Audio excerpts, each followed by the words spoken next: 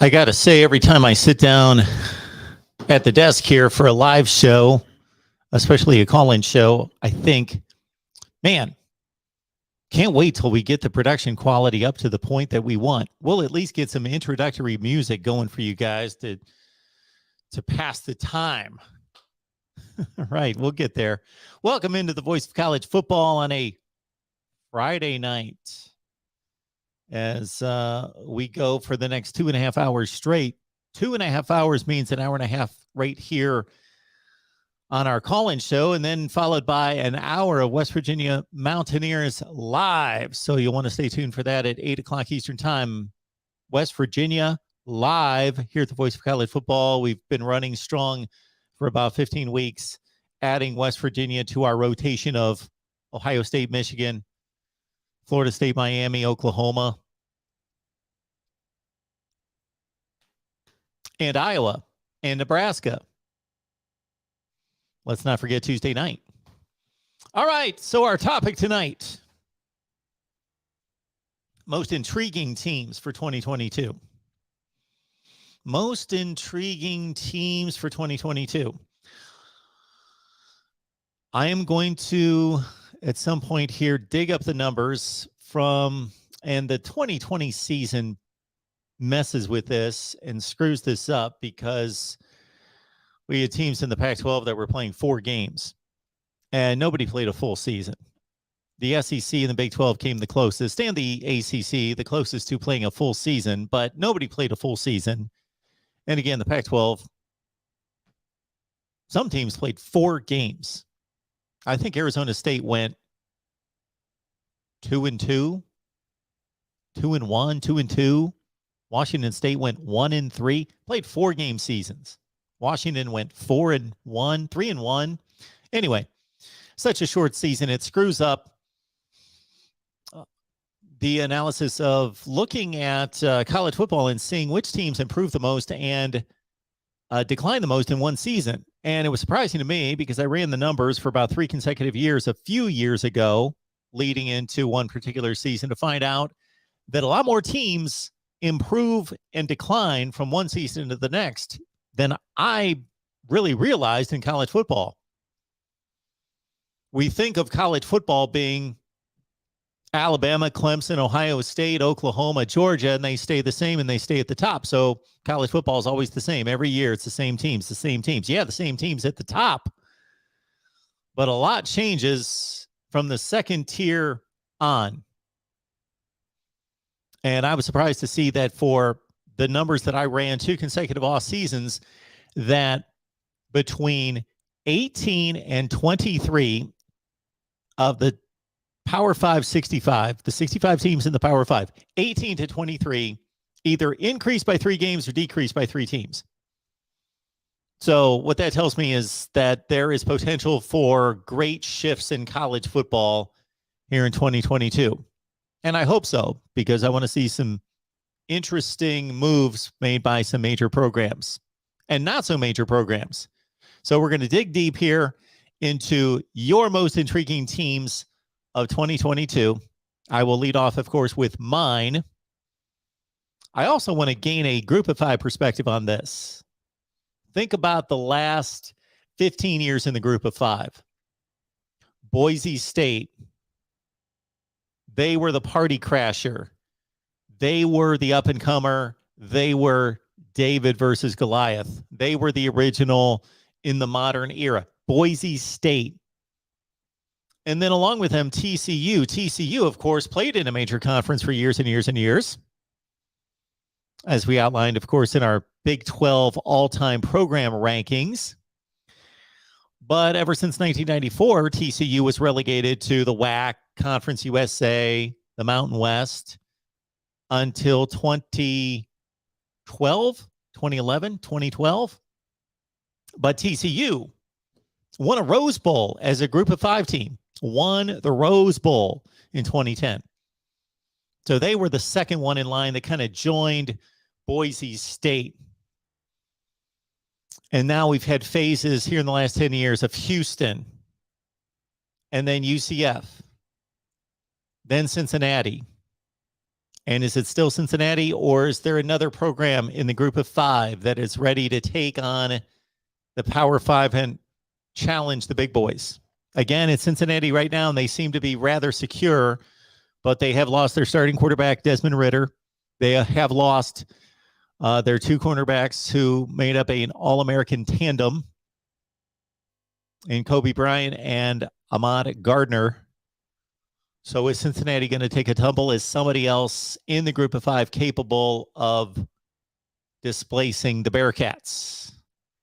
All right, we are going to open up the phone lines here at the Voice of College Football because we have limited time here before we get to 8 o'clock in our West Virginia live show. And I want to remind everyone to join us on Discord. What is Discord? I had no idea 2 or 3 months ago. Discord is basically a big chat room. So for a measly $5 a month, I think it's well worth it. I believe so, based on everything that we provide all over the place. But for $5 a month, we open up the chat room all the time. It's open 24/7, 365. And we're going to change it, alter it, improve it as we go along, and based on your requests, your recommendations. But for right now, we've got a national chat. We've got Big 10, ACC, SEC, Pac-12, Big 12 chats. And then once we get closer to the season, shoot, if a particular fan base takes over, we may have to start a Air Force chat. We may have to start a Fresno State chat or a Bowling Green chat.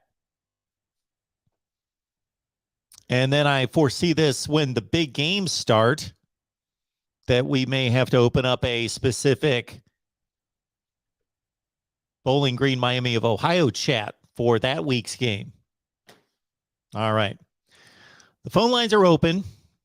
I've got to hook up my earpiece, but other than that, the phone lines are open.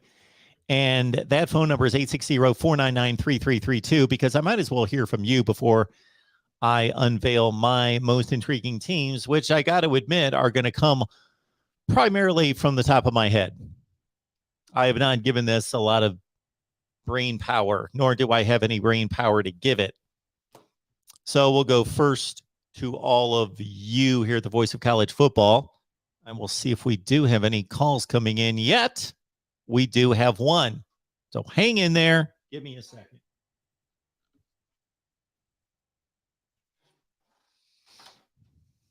I do have to produce the SEC all-time rankings video, and that will be released here in the next couple days. We had some great discussions today with Zach Smith.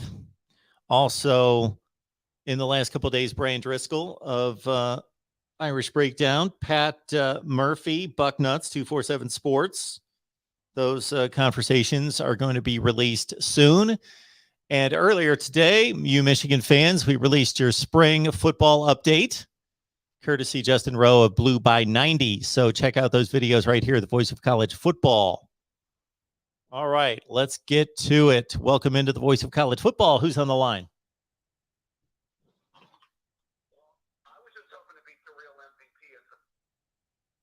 I think I did it there, Mark. You are number one, David. You did something that very few can say that they've ever done. You beat the real MVP to the punch. Okay. Well, I good to get a victory once in a while, so I'll take it, Mark. I wanted to get. I have a few teams for most intriguing teams going into 2022. I actually have two SEC teams and then one Big Ten team, and I'm going to throw them out to you here in just a minute.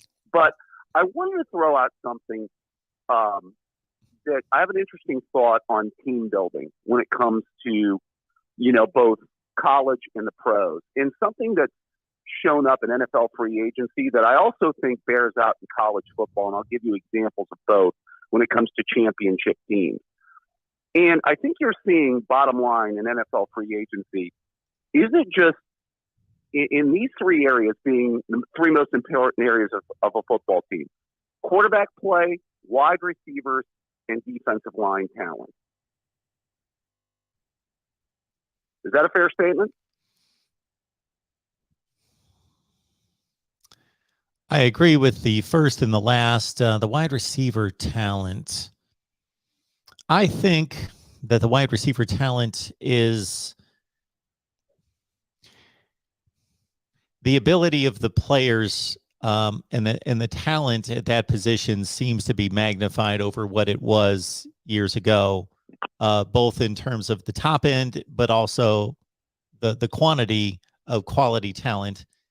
But I also think that that's because that's the easiest position, maybe aside from quarterback, it's the easiest position to evaluate talent from a fan's perspective. It's the most eye-popping. It's the most easy to see. We can all relate to jumping, running, catching a football. It's easy for all of us to see the level of play. Plus, with the ball in the air more frequently today than it was 15 years ago, then those guys are more important. So that proves that helps to prove your point. I would say that because of the wealth of talent at wide receiver and also the top end talent, though, that the scarcity of guys who are able to cover those guys for a few seconds may make that position more valuable, because to find a quality wide receiver may be easier than it is to find a capable corner or nickel back. Okay. Well, that's an interesting thought. I was going to say, because just for the simple fact, by the way, I was going to tie my comment about those three areas being the most important to really the last three Super Bowl champions, who, by the way, were strong at quarterback, wide receiver, and had at least one, if not multiple, impact players on the defensive line.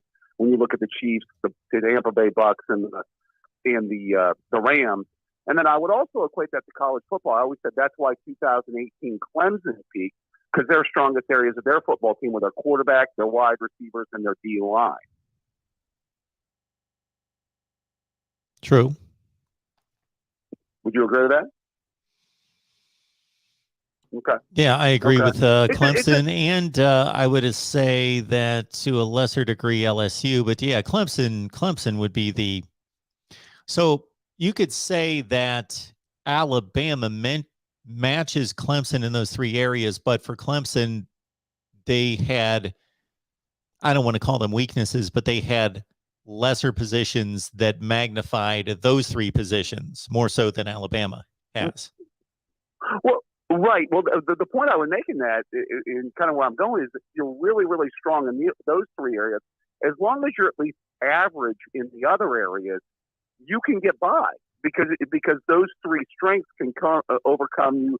Now, I can't say you can be terrible at those other positions. You can't have an awful secondary or an awful offensive line. Obviously, that was the downfall of the Cincinnati Bengals this year in the NFL. But as long as you're at least average in the other areas, if you're really strong in those other three areas, that can compensate. That's where I was going with that. That those are the three most important positions on the field.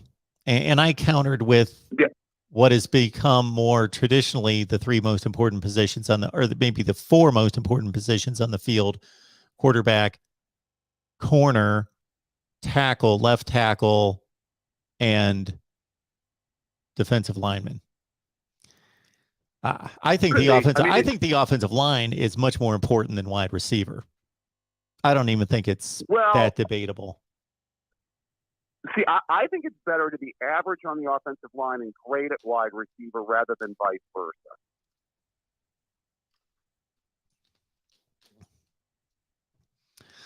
I would tend to want to take the best offensive line in the country and the 20th best receiving core in the country rather than the best wide receivers in the country and the 20th best offensive line in the country. Okay. It's an interesting thought because, I always think that as much as they say offensive line play, quarterback pressures and sacks are as much on the offensive line. Remember, Mark, they're as much on the quarterback as they are on the offensive line. Well, yeah, but the thing about the wide receivers, they are the most dependent players on the field. You could have the greatest wide receivers, and if the quarterback can't get them the ball or the offensive line doesn't allow the quarterback to get them the ball, they are completely useless. Whereas every other position on the field can manufacture a play. Okay. Now, remember, I said average offensive line play. I said if the standard is just average offensive line play and then great wide receivers, so you would take vice versa. You would take great offensive line and average wide receivers. Absolutely. Okay. Because I think average I think average wide receivers are adequate. I especially think in this day and age that an average wide receiver core, yes, is adequate versus watching my quarterback at Ohio State's.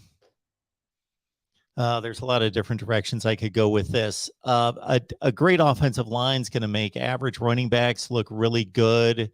They're going to keep a quarterback upright for that second or two longer. That makes all the difference in the world. Yeah, I just think the wide receiver position is extremely impressive. It's extremely valuable. Every position's valuable. But yeah, I will take a dominant offensive line. Okay. Now, I would say that the Bengals were kind of an example of where I'm going with this, too, this year in the NFL, because now their offensive line wasn't even average, though. It was like the 30th or near the bottom ranked offensive line. Now, I was going to say, ranked by who? Line was at least based on what? Well, based on sacks? Well, you could look at sacks, you could look at pressures, you could look at, I don't know if you put much into the Pro Football Focus grading system, but, they had them really, really low. So, you could take a look at a number of different factors. And obviously, you could take a look at the end of the Super Bowl when they couldn't, they had some pass protection issues pretty much the last 4 possessions of that game. If they'd have just been average, I think they win the Super Bowl. And they had great wide receivers and a great quarterback. Sure. Okay. Well, again, we are kind of highlighting the position that needed to be upgraded.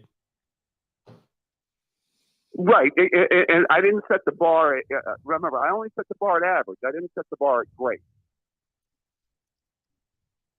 I'm not saying that they needed the 1990s Dallas Cowboys offensive line to win this Super Bowl. Well, the way the Super Bowl played out, they only needed a couple more plays to win the Super Bowl. Sure. True. I am not an expert on the Cincinnati Bengals offensive line. I watched more Bengals football during the postseason than I'd watched in a few years because they were front and center, and I watched all their postseason games. I don't know how much I watched them during the regular season. I would not rank an offensive line based on, again, you're bringing up Pro Football Focus, so the advanced metrics come into play, and they are, I know they have their detractors, but they are studying the analytics, and it's not just a cut and dry, you led the league in sacks, given up, therefore you're the worst offensive line in the NFL, because that's ridiculous. Right, and that also goes back to my original point. Sometimes the sacks on the quarterback just holding the ball too long. Mark. Well, that too. It isn't just that the tackle got whipped by the defensive end, and that's why the quarterback got sacked. So, I mean, it could just be, on the quarterback in as much as it could be the offensive line's just terrible. So it's just an interesting thought process. I wanted to throw it out there, and it made me think, especially as this free agency thing has moved. And then I've thought about some other really good college teams, so that's why I kind of wanted to bring that up too. It makes me also think that, when I was coming to the defensive line point, by the way, it makes me think that there's no doubt that the key to the Ohio State season is probably going to be their defensive line, because I definitely feel confident about the wide receivers, the quarterback, and I even feel confident about the offensive line. To still keep it here in the college football realm, by the way. So I did want to get to the most intriguing teams, if I can throw them out there, Mark. I got a couple. And tell me what you think, okay? Okay. All right. For the SEC, I'm going to say Arkansas. I want to see if they can repeat the success that they had a year ago. What do you think?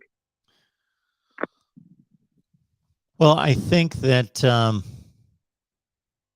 to improve a program and a team to the extent that Sam Pittman has is impressive.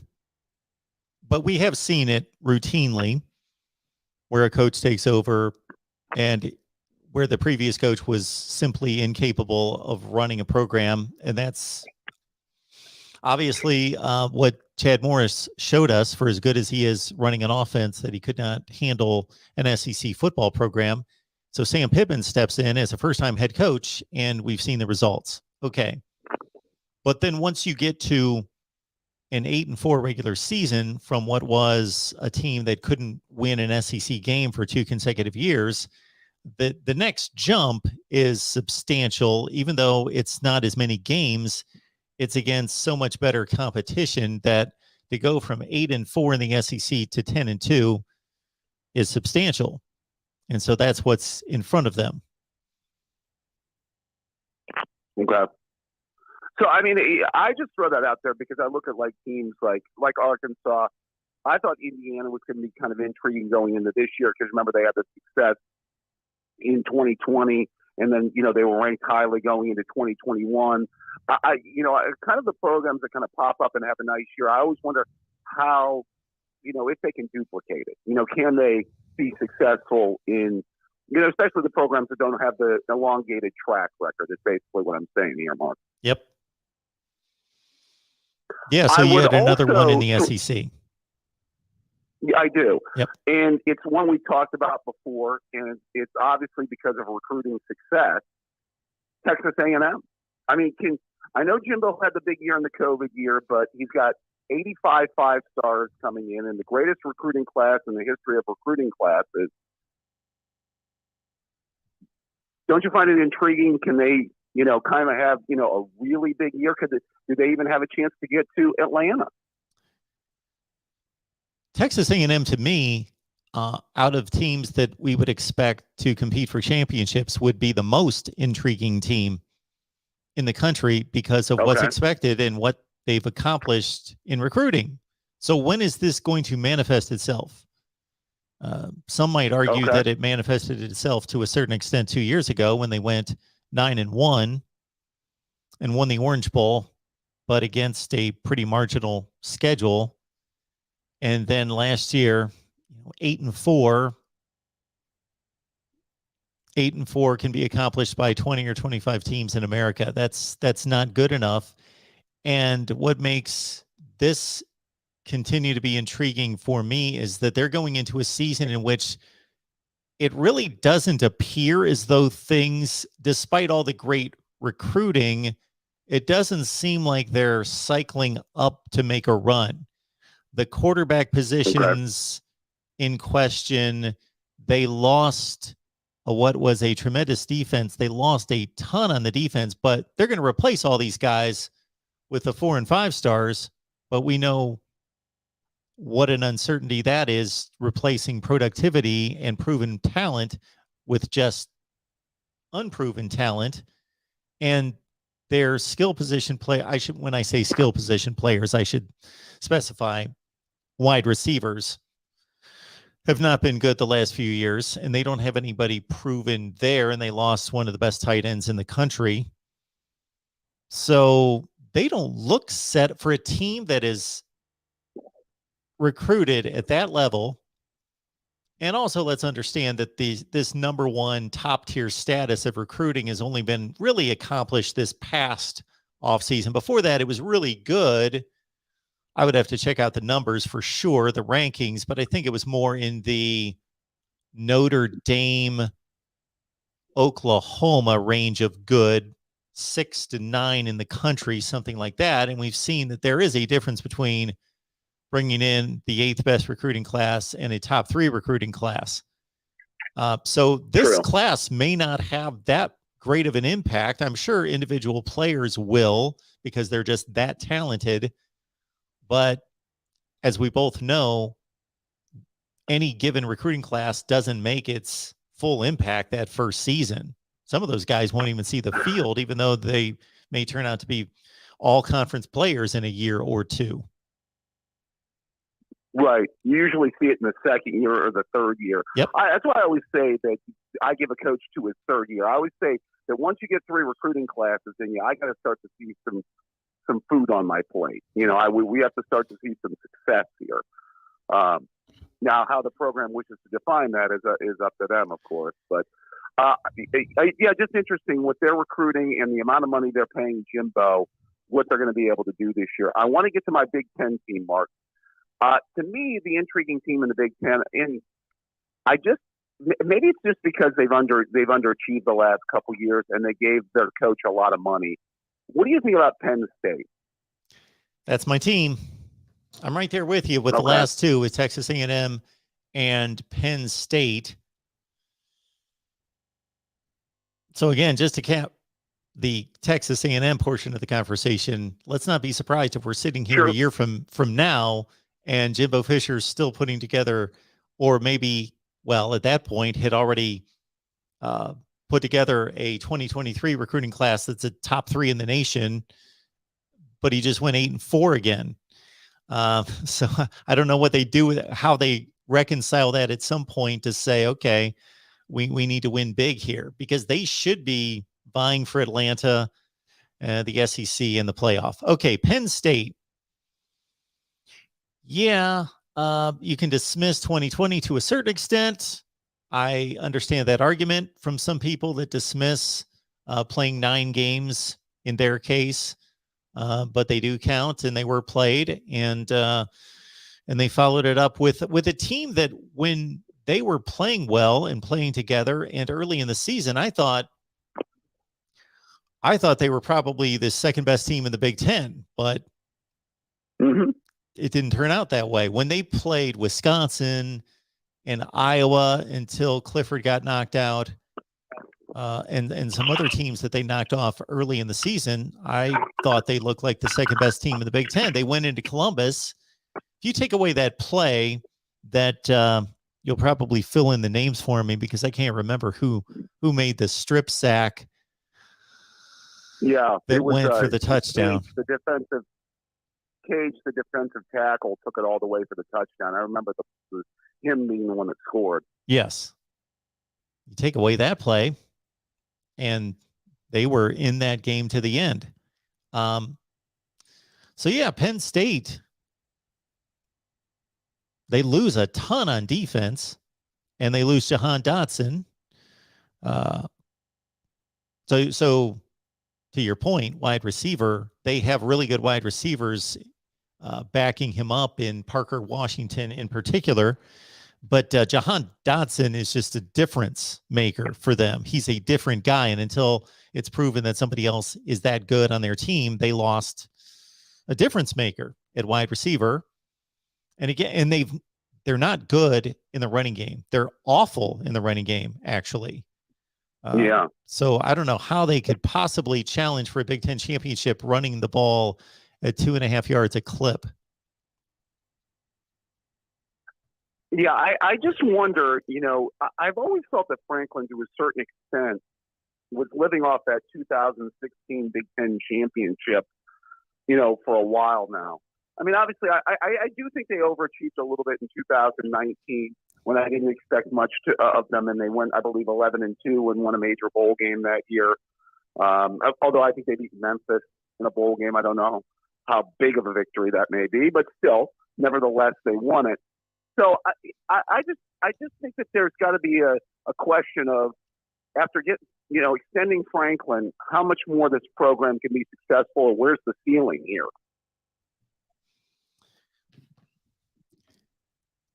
Texas A&M, Penn State. I think there's a few other examples out there somewhere. To me, and maybe Jim Harbaugh. Well, he just won the Big Ten championship, but he was in this place as well. They win, but there's a lot of money and resources that are being put into the effort, and a lot of talent that is being acquired. And at some point, there may have to be a decision made that even though not any given season was a fireable season, that the entire body of work is fireable at some point. Right. Yeah. And just think, everybody had that guy going to USC last year, right, Mark? Yeah. Yeah. And I got to think that, the money is going to, I don't want to say it's going to dictate, but it's going to play a huge hand in their decision-making process. Unfortunately, if they do have another subpar season, if they go 7-6 again, I can't sit here and tell you if he's going to get fired or not, because I don't know how much the money is going to play into it, the buyout. Yeah, it's going to be an interesting year. Well, I got to get going. I got to go work out, Mark. It's always a pleasure to talk college football with you, my friend. Thanks, David. I appreciate it. Bye-bye. Mm-hmm.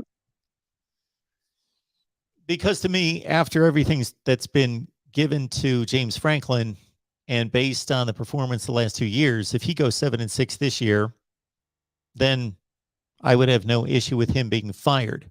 Now, I don't know if he will be, because they have to weigh that against the buyout. All right, next up here at the Voice of College Football, and keep in mind, I'm going to post it here to the bottom of the screen right now because I often forget, 860-499-3332. Who's on the line? Hello, Mark. It's the real MVP. How you doing? Batting number 2 tonight. Yeah, we can't always be first. So it happens. Congratulations to him. He's a big fan of the channel. He's somebody who has liked and subscribed to the video like everyone else should, right, Mark? Well, the folks at YouTube don't give us a readout on who likes and subscribe. Well, I got the subscriber list. Yes, I do. But who likes the video? But yes, I would hope that would be part of everyone's checklist.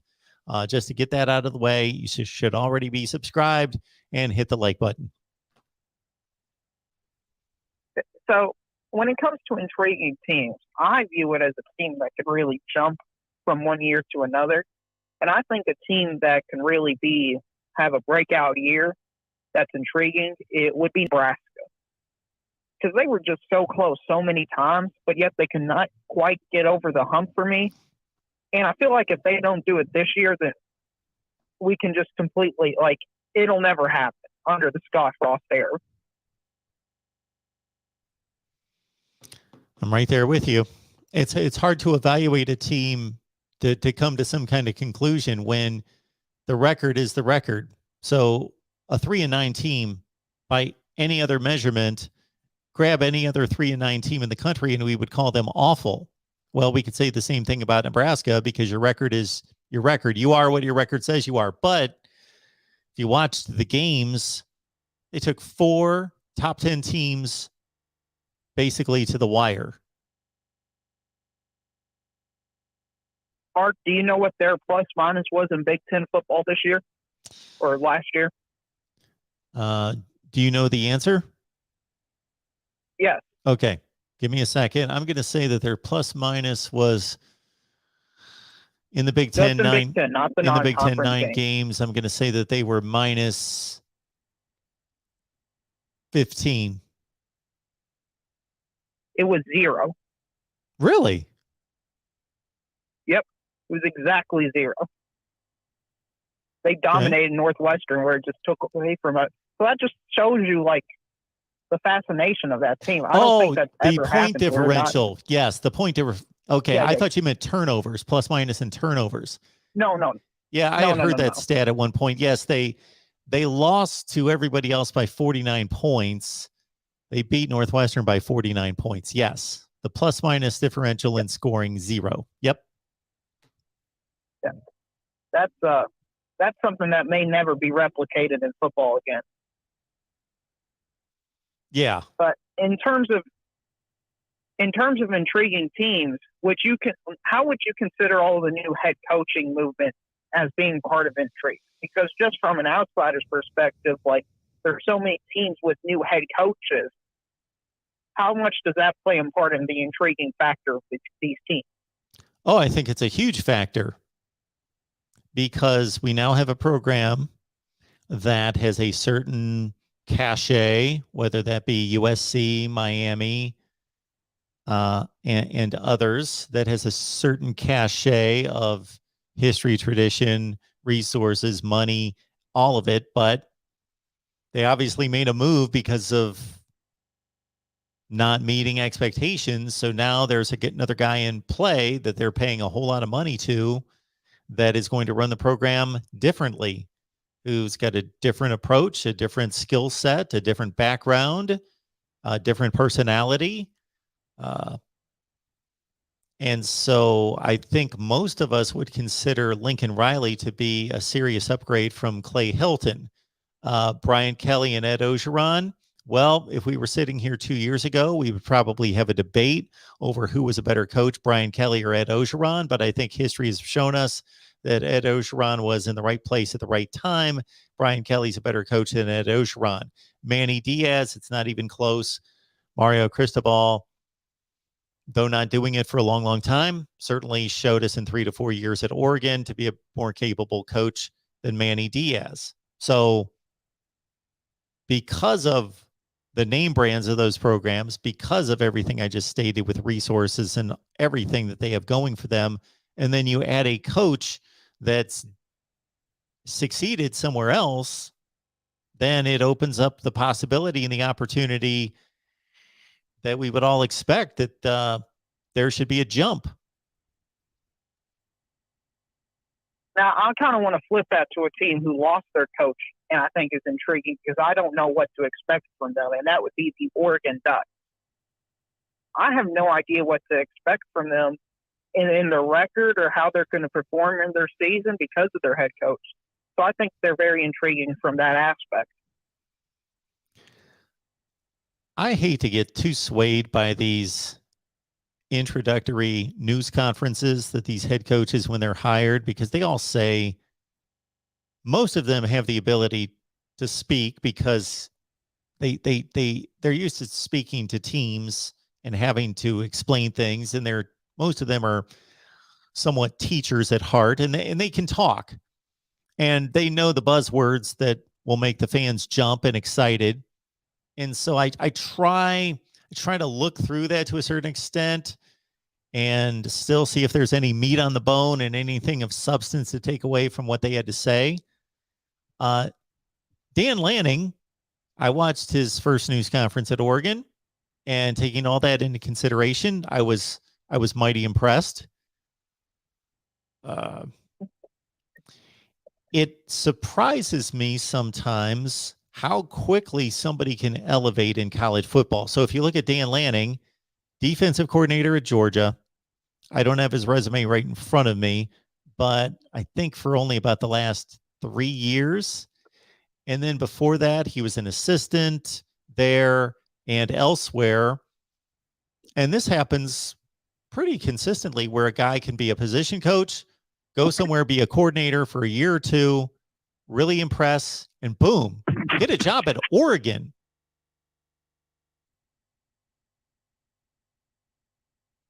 Yeah, I know. That is fascinating. And I kind of want to extend that out to a bit. Can we call the entire Pac-12 intriguing? Because of how awful they've been and how they need to improve this year in order to be relevant on the national stage. Well, the Pac-12 commissioner, George Kliavkoff, I haven't said his name in forever, so I forget the pronunciation. It's something close to that. Kliavkoff. I butchered it, I believe. I don't remember exactly how to say it. He would be happy, the real MVP, that he brought up the Pac-12 as being intriguing because they need all the publicity that they can get. So is the Pac-12 intriguing?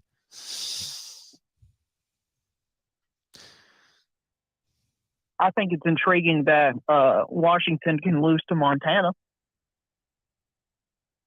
Well, if you want to go down that route, Montana or Washington can lose to an FCS school, and 5 other Pac-12 teams can lose to FCS schools as well. Yeah. So, I mean, if you want to go down the negative route of intriguing, I think that is intriguing from a how the heck can this even happen occurrence. But I think it's important for them just to be mentioned and relevant for the lifeblood of college football. Because I think that basically outside everything west of Texas has been irrelevant for 6-7 years nationally. Yep. I think that's hurt the sport a lot. Yeah, I think it does. I think USC can turn that around. But they would almost have to every year go undefeated in conference play to even make the college football playoff. Yep. Because if they lose to Washington State at home, and then you've got a 1-loss Big Ten team or a 1-loss SEC team, they're going to get in 100% of the time over USC. True. So the final thing I'll mention, Mark, is because I want to get your Notre Dame channel to 1,000 subscribers, is how is the Marcus Freeman love and appreciation intriguing from that program's perspective? Because they were all in on him the first game, and then they lost in a disappointing result to Oklahoma State. I'm not going to put that on him too much, and I've been a little critical of Marcus Freeman because maybe he boiled up my Buckeye blood just a little bit, and I believe, my approach to this is to be as neutral and unbiased as I possibly can, is that I believe I would have taken the same slant for any other head coach who dissed their alma mater if I believe it was unfounded. So he did this twice that I know of, is that he kind of discarded Ohio State and that he made a mistake going to Ohio State, which I think is complete rubbish, and it's just a stupid comment to make, but that's fine. So I'm impressed with Marcus Freeman, just like everybody else, that he's a young, intelligent guy with a lot of energy, a lot of excitement, personality, charisma, obviously knows how to scheme a defense, and worked his way up through the ranks, and boom, just like we mentioned a few minutes ago, voila, from Cincinnati defensive coordinator 2 years later to the head coach at Notre Dame. But it still has to be accomplished. It still has to be proven that I think everybody assumes this is a slam dunk hire of a head coach. Well, there have been other head coaches at Notre Dame hired since Lou Holtz that were supposed to be slam dunks, and I think people were impressed with Ty Willingham in a similar manner, and he didn't win very much. Well, let me ask you in terms of a what-if question. What if this year, they're slightly disappointing, they're 9-3, and they lose to USC at the end of the season? How would that one game shape both USC and Notre Dame if Notre Dame lost? Because I think that would be fascinating. Well, to go back to our Pac-12 conversation, the Pac-12 needs non-conference wins to validate itself. To your point, if USC, well, I'm going to kind of flip around your point, because if USC loses to Notre Dame and everybody else in the Pac-12 flounders and does what they typically do against non-conference opponents, and especially if Oregon goes out and loses by 3 touchdowns to Georgia, and our criticism of the Pac-12 is just confirmed, but USC trounces the league, nobody's going to give USC any credit if they lose to Notre Dame and They can't take care of business against anybody that doesn't play on the West Coast.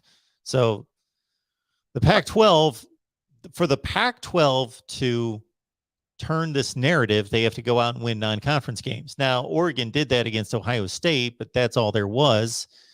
And that was very significant in week 2. But then Oregon showed that they played out of their minds 1 week, and they didn't justify that result at all the rest of the season. That was probably the most head-scratching result of the season, outside of Minnesota lost to Bowling Green. But in terms of really big teams playing, you would think after what Ohio State showed the rest of the season to be a top 5 or 6 team in the country, that Oregon would have rolled through the Pac-12.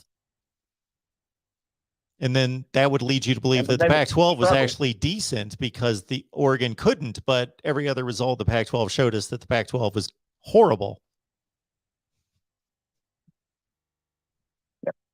That's why I think probably the most important matchup for just one game to represent the entire conference is Utah at Florida. Because I tell you what, if Utah loses to Florida, the entire Pac-12 is just going to be completely written off. Yeah, that's a good point. Yeah, if Florida is what we think they are, and I think Billy Napier is a good hire, but that's going to take some time. And they've got talent, and they're going to be good, and they're going to be decent, but they're not going to be challenging for anything. If they're 7-5, 8-4, and Utah is the Pac-12 champion again, and they lose to Florida, that's what the Pac-12 has done all through this last 6 or 7 years that you just outlined. They've had their Oregon teams that have gone to Rose Bowls, and Washington teams lose to Auburn non-conference, and USC lose to Notre Dame every year.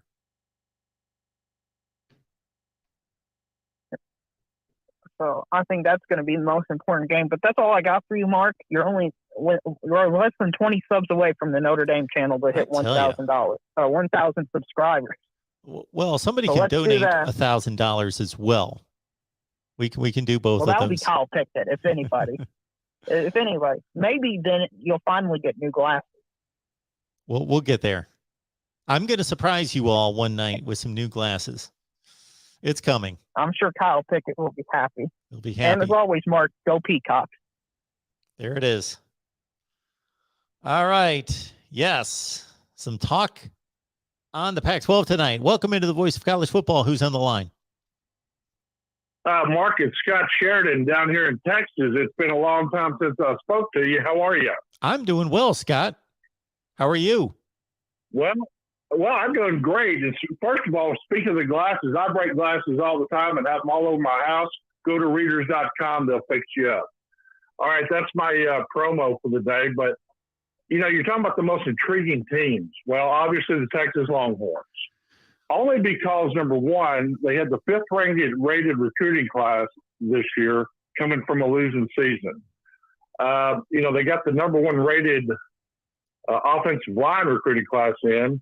And so there's already so much expectation with the hiring of Gary Patterson, with the revamping of things. I just want to get your thoughts on what Texas really needs to do to kind of turn that corner before we all start drinking the Kool-Aid down here. By the way, good to see you. Hope all is well. Thank you, Scott. Appreciate that. Thanks for the call. Before we all start drinking the Kool-Aid down here. By the way, good to see you. Hope all is well.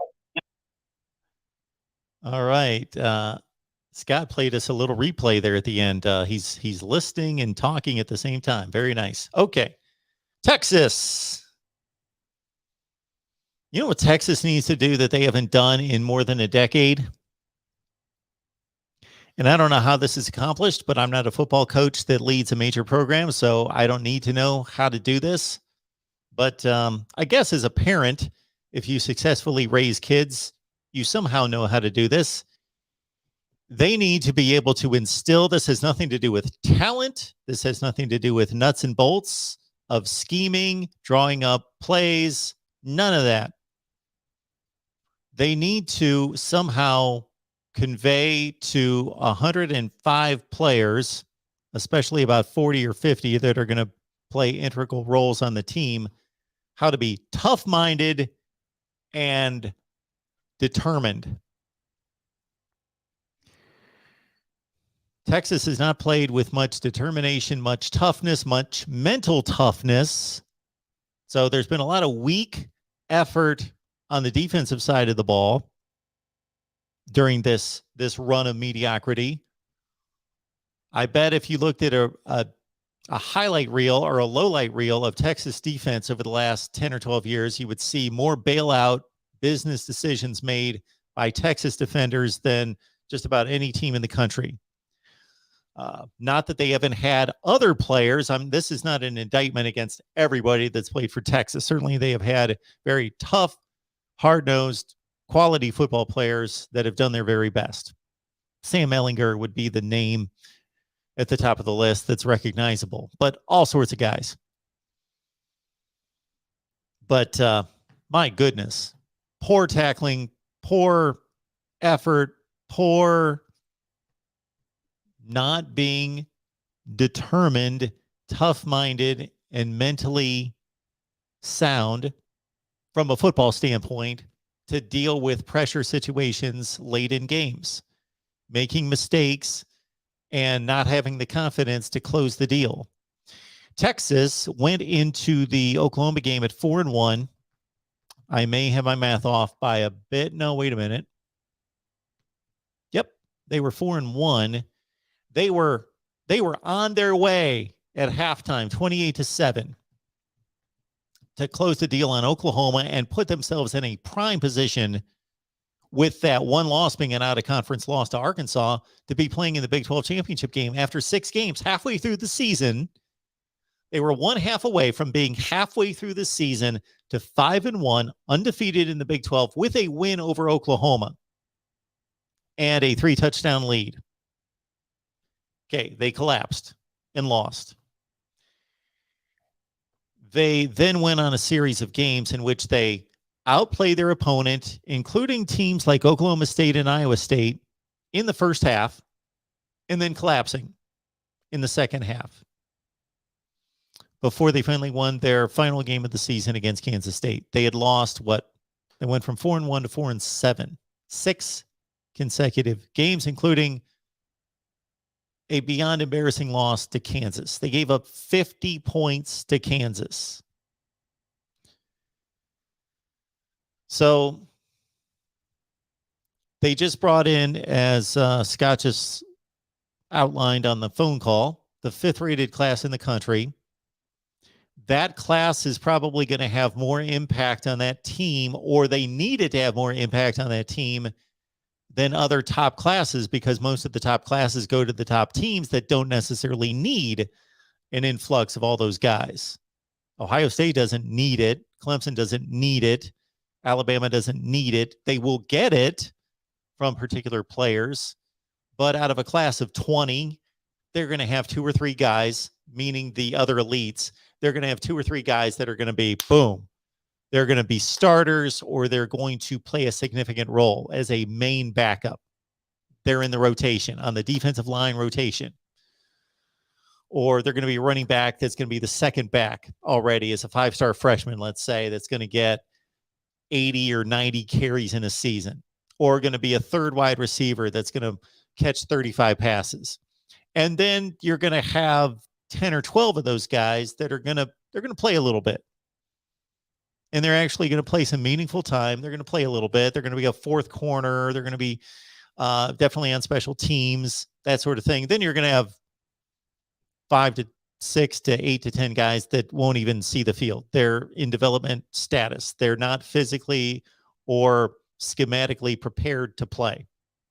Texas needs more of those guys in the 2022 class to be ready to play in 2022 than any other team that recruited at their level, to be able to just play challenging football in the Big 12. And they've got this quarterback situation where they are looking down the gun barrel at Alabama in week 2. And what I expect to be possibly the best defense in the country, probably in the top, well, I will be astonished if Alabama does not have one of the 5 best defenses in the country. And on paper, I believe it's the best right now. And Texas with a $1.4 million quarterback, I guess, if he's going to win the job, Quinn Ewers, with 1 game under his belt, is going to face Alabama in week 2. Or Hudson Card wins the job, and Hudson Card did not impress many people, including me, last season. Sark, you got to go 8-4, I got to think, this year.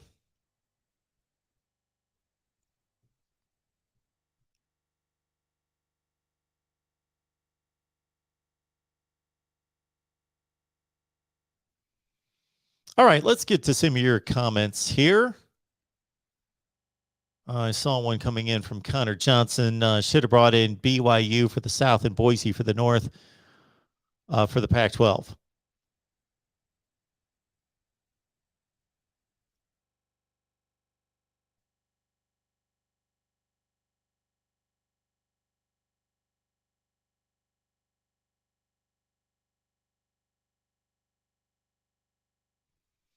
Connor is psyched about the Pac-12. The Pac-12 is back, boys.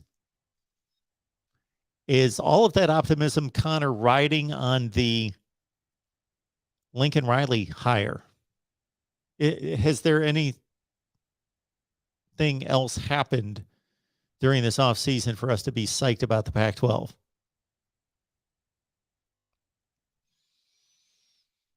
Arizona State lost its quarterback. Washington State lost its quarterback, albeit to Arizona, but that's not going to lift Arizona much.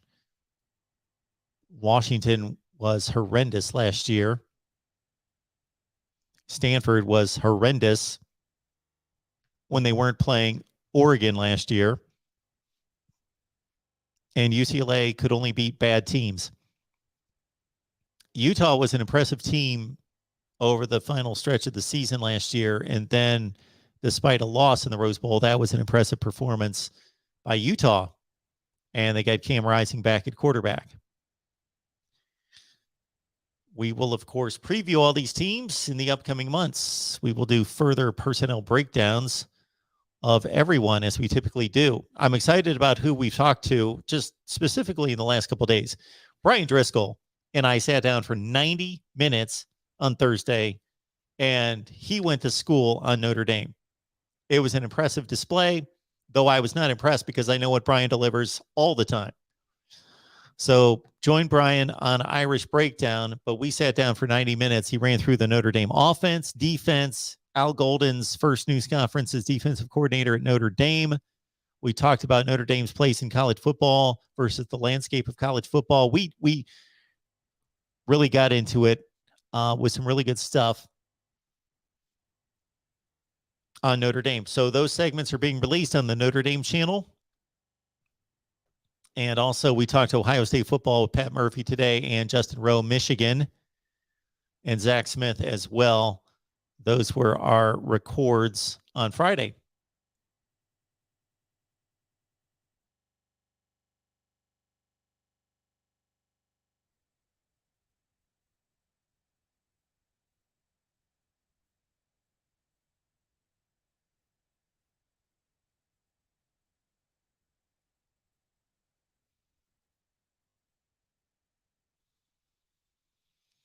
Christopher telling us, rule number 1, respect your opponent.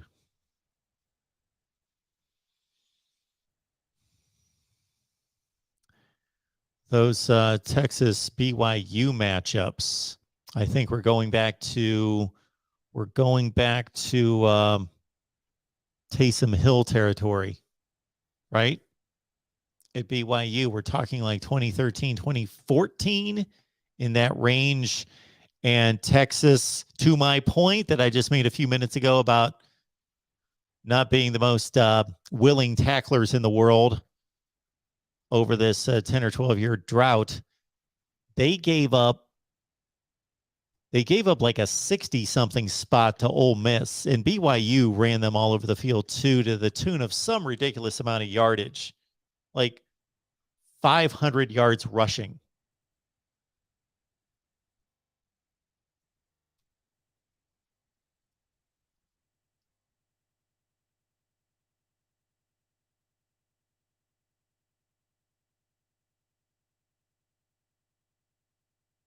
Oh my goodness. Yes. In 2013 and 14, BYU down Texas 40-21 and 41-7.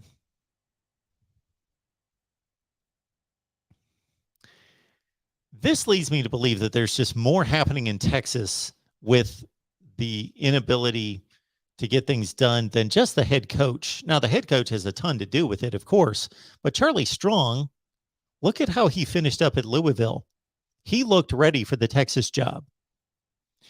And we know that he's a mastermind on defense, that he's a motivator. He gains a ton of respect in the locker room, and he led a Louisville program that concluded his career there with a win over a top 5 Florida team in the Sugar Bowl. And he looked like he was ready to roll at Texas, and he recruited well. They had the talent. And Tom Herman, though he had never proven it at the big level, Houston's about as big as it gets in the group of 5. And Tom Herman won big at Houston, Peach Bowl, 12-1 record, Florida State win. And he goes to Texas and marginal results. Had the one big season in 18. And here we are with Steve Sarkisian taking over a team that should go 8-4. The talent that he inherited should go 8-4. And they got a quarterback coming back last season, meaning Casey Thompson, who then leads the Big 12 in touchdown passes, and they win 5 games. And they beat Louisiana by 3 touchdowns in the opener. And that was supposed to be a tricky game. They took care of business there, and then nothing.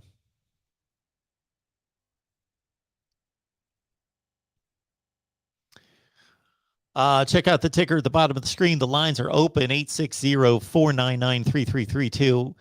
So quickly, my most intriguing teams, many of the teams that were already mentioned by DeReal MVP and David, which means Texas A&M. Jimbo Fisher is now coaching in his 5th season at Texas A&M. He's a national championship coach. He's being paid $1 bazillion. They have every advantage in the world, including now in the new NIL, the not so secretive, we've got more money than everybody else and we're willing to spend it on players. Number 1 recruiting class of all time coming in 2022. I would love somebody sometime to do some kind of measurement, some kind of research of the average impact that a recruiting class has on the first season. I got to think that whatever that recruiting class contributes in total, eventually the first season is maybe 20%. But for Texas A&M, those players are of such a higher quality, but they're also competing against high quality, but much of that high quality on defense and Isaiah Spiller at running back. Moving on. Now, the offensive line was an issue last year. They only brought back 1 offensive lineman in 2021 from the 2020 team. Kenyon Green came back as one of the best interior offensive linemen in the country. Now he moves on to the NFL, but they bring everybody else back. Now, those guys didn't play extremely well, but they're talented players and they have experience. Max Johnson, a quarterback, possibly holds off Haynes King. Haynes King's the athletic guy. Max Johnson's got the experience of throwing 27 touchdowns at LSU against the SEC last year. They have had major disappointments at wide receiver and really have nobody playing wide receiver who's proven to be that good. Are they talented and fast and freakish athletes? Yes. But in terms of producing in SEC games, really no one. Now, Anaya Smith is kind of a, guess if we want to call him a wide receiver, he's played all over the place. He and Chase Lane, they're kind of like gadget kind of guys. But Anaya Smith is the most accomplished wide receiver by far. So take him out of that criticism I just made of Texas A&M wide receivers.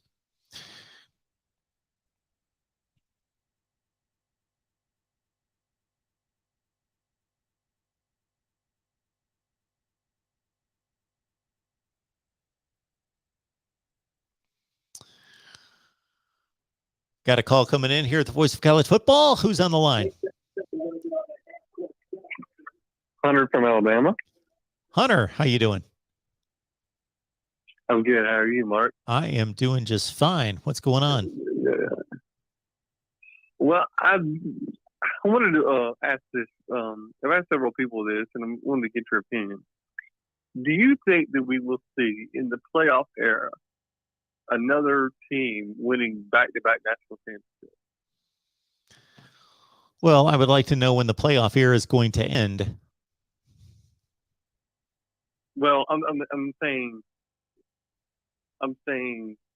it is. I'm just saying, with a playoff system, do you think that we will see a back-to-back title? Well, the longer Nick Saban coaches, the more likely that's going to happen. But aside from him, yes, it's unlikely. But at the same time, if we continue, we're obviously going to be playing playoff football for the rest of history, as long as we're all somebody on the planet's living and breathing and we're playing college football. There's going to be a playoff. They're not going to go back to a non-playoff, for as much as a couple people in the chat would like that. So yes, there's going to be a repeat champion.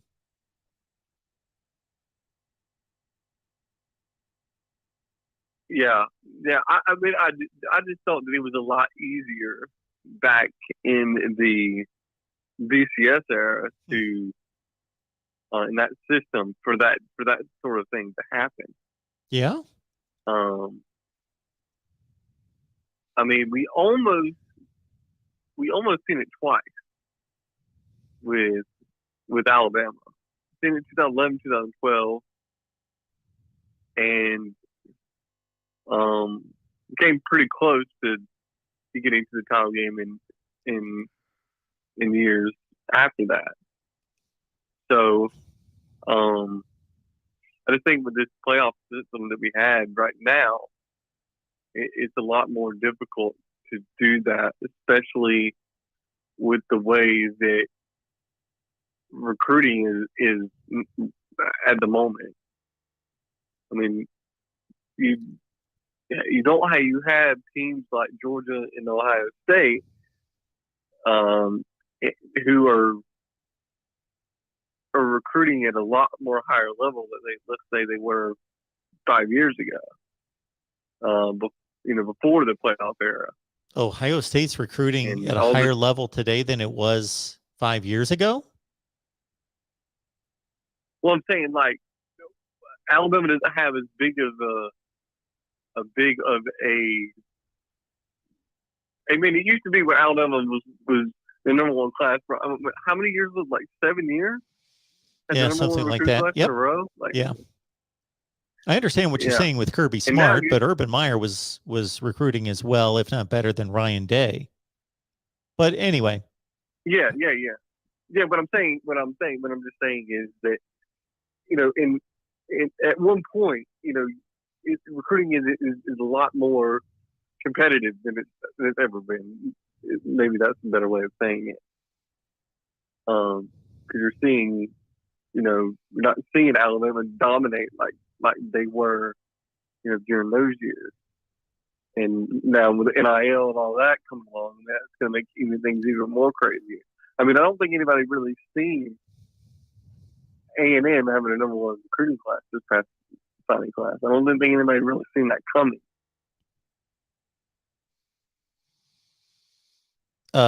Well, it wasn't a total shock to me because if any school, a couple things here. Number one, Jimbo Fisher was already recruiting at a high level, and also any school that's going to break the bank for a head coach, now given the opportunity to, under the rules, be able to throw money at recruits, is going to take that step as well.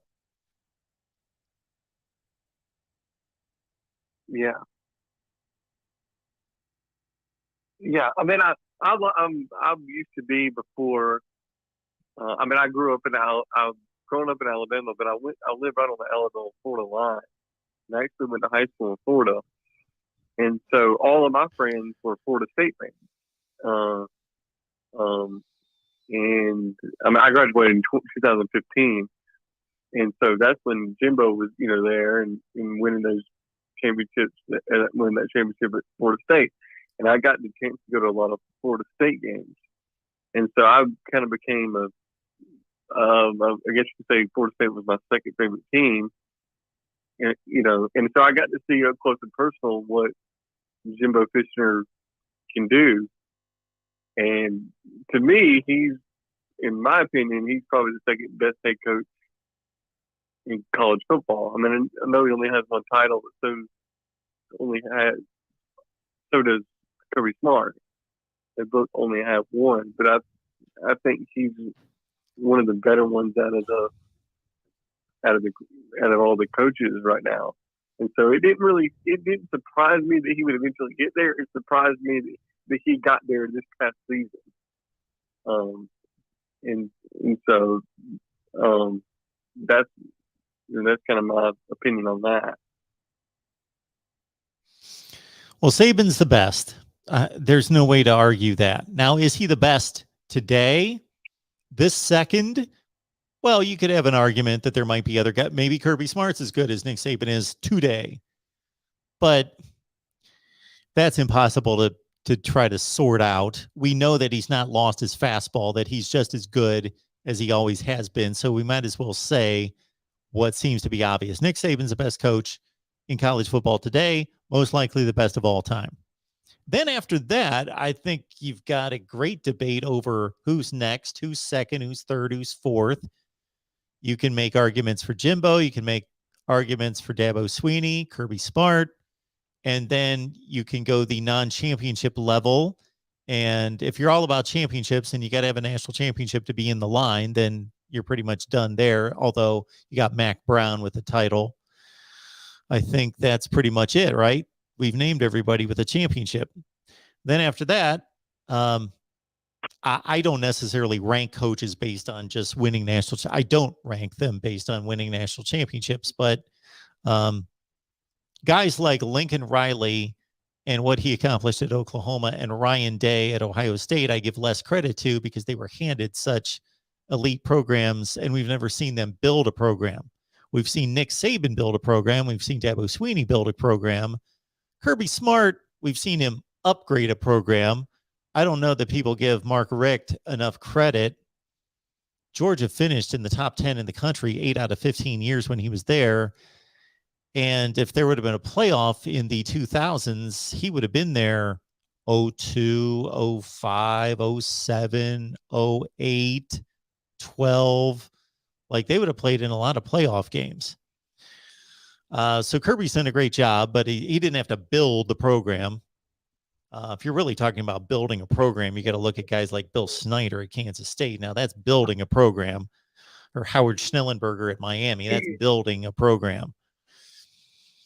Well, let me put it this way: when it comes to Lincoln Riley, you mentioned that he was just kind of handed the program, and he was. The thing that I think personally, Lincoln is a little overrated because of this. Even though he was recruiting very well, he never could get it done in playoff games. When it mattered the most, he could not get the job done. And I think he's a very good recruiter. I think he, I don't think he's a bad coach. I mean, I think he'll do very good at USC, but I think that he's just a little overrated. I agree with you. You might, because of what I just said. What did he do at Oklahoma? Well, he did a nice job, but I don't know how many coaches. We could probably list a couple dozen coaches that, okay, if you're going to hand them one of the top 5 teams in the country, one of the top 5 programs, and then just ask them to continue it, well, the recruiting was upgraded a little bit when he was there. They had a big splash first season in 2017. And I'll give them credit considering that if you really consider what they did that season in 2017, they took Georgia to overtime, and that Georgia team was good enough to win the national championship. How did they not win the national? They went to overtime in the national championship game. So Georgia was good enough to win the national championship game, and Oklahoma played them toe to toe. So that was the most impressive performance for me of anything that Lincoln Riley did. And then after that, it was all downhill from the standpoint of competing against the very best teams. Yeah. I see what you're saying. So I'm gonna ask, I got one more question for you before I let you go. Now, this probably is an unpopular take here. And I see the arguments for why. But I think that one of the most underrated coaches that Auburn has had is Gene Chiswick. I thought he was a better coach than what people gave him credit for. Well, of course, he didn't have a great ending to his career, which led to Gus Malzahn. So Gene Chiswick's last team went what? Would they go 3-9, 0-8 in the SEC? Mm-hmm. So then people look at how great Cam Newton is and just figure that Auburn went to a national championship because of Cam Newton and not because of Gene Chiswick. But man, I don't think a quarterback can win all those games in the SEC and win a national championship without a head coach. And they didn't have a great team other than Cam Newton. They obviously had a good team, but not a great one. But that next season after that, look at it. People don't take into account all that he lost off that team. And I mean, I'm not making excuses for his record, but even if he would have had a subpar year where it was a little bit underwhelming, you know, I mean, he lost a lot off that team. But I mean, I think they never should have fired him. I thought they should have given him another year or two to kind of get things together. And then if, you know, nothing he didn't produce, then yeah, they had a little bit of a right to move on from him. So his first year, sorry, Hunter, help me out here. His first year was the year before the national championship season, right? Would have been 2009.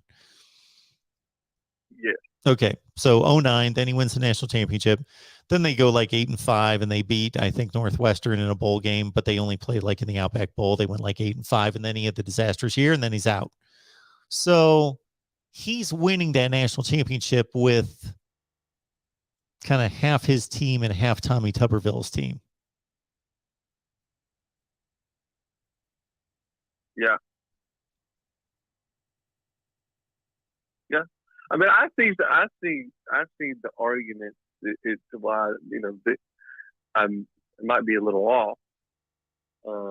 But I just think that they didn't give him enough time to really rebound off of that year and see because look at what they've done since. I mean, they haven't really done a whole lot since then. They haven't gone 3-9 though. 3-9 at Auburn is a slap in the 0-8 in the SEC. That's I mean, it can't be Arkansas or Kentucky. That's pretty. And those years they were, you know, Kentucky's decent today. I mean, those years they were horrible. Oh yeah, they were horrible. You know, in Arkansas, you talk about recruiting. Yeah. Joker Phillips and those guys were recruiting like in the 70s. Yeah, I don't know what happened. I've heard him a lot in interviews and him on TV. You know, doing stuff with the SEC, and part of me just likes the guy. I mean, I like him as a human being. Yeah, I like him too. So that might be why I'm a little partial on that side of that. But you know, Hunter, Auburn over the last 20 years, I don't know if there's anybody in college football that's been on the roller coaster ride that Auburn's been on, and I think they're very unique. Tommy Tuberville, you talk about somebody that was underrated. I think Tommy Tuberville was underrated. He could have a national championship, and people would know his name now that don't if he had a national championship. And he had really good years at Auburn, and as you well know, beat Alabama 6 consecutive years. But they have an undefeated team in 2004. They, win a national championship in 10. Who else wins a national championship and is 3-9 the next 2 years later, and then goes from 3-9, 0-8 in the SEC, and is within seconds of winning another national championship the next year? They just had a very odd run. Yeah, I don't understand why they haven't landed an elite coach. I don't know. Is it because of Bama? I mean, I don't know. This is what I always tell everybody. I'm a huge Alabama fan, but I want Auburn to be good until the Iron Bowl. I want them to destroy everybody until the Iron Bowl. Sure. Because then it makes the Iron Bowl even much better. But I would like to see Auburn, be competitive. I mean, they are even in Alabama. I mean, look at last year's game. I mean, you can't never. I mean, Auburn can have a horrible record that year, and they will give Alabama fit. In that game. Or that's just how that rivalry game goes. But I had wondered the same thing. Why? I mean, why do they settle for Brian Harsin? I felt like they could have got somebody with a little bit better resume. I understand what you're saying. Yeah, this is a top 15 program in the country that has shown that just in the last decade, how many teams have won a national championship and been within seconds of winning a second? That puts them right below, not right below, but you know what I mean, in a tier below Alabama, Ohio State, Clemson. If you go the next tier and all you're not talking about winning percentage or winning conference championships, just did you show the ability as a program to get to the top? They're above Notre Dame, Penn State, Oregon, USC, all of them. Just they got to the pinnacle twice in the last 10 or 11 years. So yeah, you would think that they'd be able to get a coach. Well, and one more side note on this whole coaching thing, since we're on that topic. I think the worst hire that I've seen in the last 10 years is Willie Taggart at Florida State. I mean, I thought that was a horrible hire then, and I told everybody was kind of excited about him, and I'm like, I'm telling y'all, this is going to be a dumpster fire, and it was exactly that. I just don't understand that hire at all. The reason that he couldn't win, he had all the talent in the world there. And this is just my opinion, but it appeared to me that he cared more about the appearance of Florida State football than he was actually winning Florida State football. And I see like a guy like Norvell who's coming in, he doesn't care about any of that stuff. And from what I can tell, it's more about winning football games first. Then all that will come with the win. But in my opinion, that's the worst hire I've seen in the last 10 years in college football. Hunter, you need to check in on our Florida State show on Wednesday nights, because I've made that statement about 52 times. Because Willie Taggart, so we've got one of our guys on there that likes to defend Willie Taggart and bring up Mike Norvell's record. And I've told him a million times, you cannot compare the two. Willie Taggart inherited a roster that, if you look at the recruiting classes, they were all ranked between like 8 and 12 in the country. He recruited that good of a roster that went to major bowl games, won major bowl games. Sure, they had a down last year under Jimbo Fisher, but they still there's 7-6 and they're 7-6. That team was losing to Clemson like in the last 5 minutes of the game, 7-6. Like they were really talented, really good. That was the year they lost DeAndre Francois against your beloved Crimson Tide in the opener and kind of fell apart after that. But they were a really talented roster. That's what he inherited. Mike Norvell inherited his rosters from his 2.5 years of recruiting.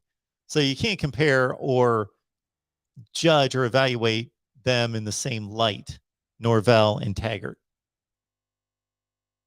No, you can't. And I think, Mark, and I'm just going to put this on record so that after the season is next year, I can come back and say that I was right. I think this Florida State team is going to be a lot more competitive than what we've seen since Jimbo Fisher left Florida State. I think he's got all the elements this year to put together a. I'm not saying they're going to win. They're going to go undefeated or anything crazy. I'm just saying we're going to see a substantial improvement from the drop off of when Jimbo left. It might not appear in the win column, but I think the eye test, you'll start to see a more consistent program, a more consistent product than what we've seen since then. He's had to get some of his guys in, and he's recruited pretty decent this last cycle. So I expect this team to be much improved. If it's not in the win column, I think we'll see it from a culture standpoint and all the things that tell you that they are headed into that more of a 8-9 win, winning football team. Gotcha, Hunter. I got to move on. I appreciate the call, man. Thank you so much. All right. Thank you. All right. Bye-bye. We actually have a hard out at 8 o'clock Eastern time, but I'm going to honor this guy that's on the phone right now, or lady that's on the phone right now. We never know. We may get our first. Would it be our first? Would it be our first?